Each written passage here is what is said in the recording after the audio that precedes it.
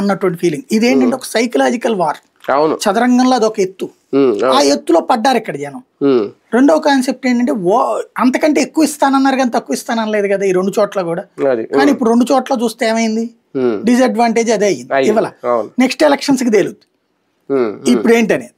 ఇప్పుడు మీకు సంక్షేమాల్లోనే చూస్తే మధ్యప్రదేశ్ ఇస్తానంది, వాళ్ళు చివరిలో అప్పుడు కాంగ్రెస్ గవర్నమెంట్ ని కూల్చేసి బీజేపీ గవర్నమెంట్ ఏర్పాటైంది కదా మధ్యలో కిందసారి. అప్పుడు 2 ఏళ్ళు కాంగ్రెస్ పరిపాలించింది మధ్యలో 2019 తర్వాత.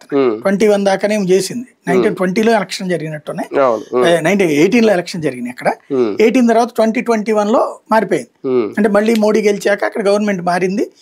ఇతను పోయాడు కదా సింధియా, జ్యోతిరాజ్ సింధియా పోవడం, దాని వలన వచ్చినటువంటి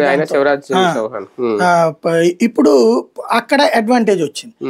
బట్ మొన్నటి ఎలక్షన్స్ కి ముందు గవర్నమెంట్ ఏం చేసిందంటే సంక్షేమ పథకం నెలకింతని ఇస్తానంది, అది సక్సెస్ అయింది అక్కడ.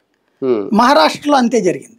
మహారాష్ట్రలో ముందంతా ఏం చేయలేదు, ఎలక్షన్స్ కు ముందు వాళ్ళకి అదేదో బేటీ లాడ్లీ యోజన అనేదో పేరు పెట్టి ఇవ్వబోయారు. దాంతో అది సక్సెస్ అయింది అక్కడ.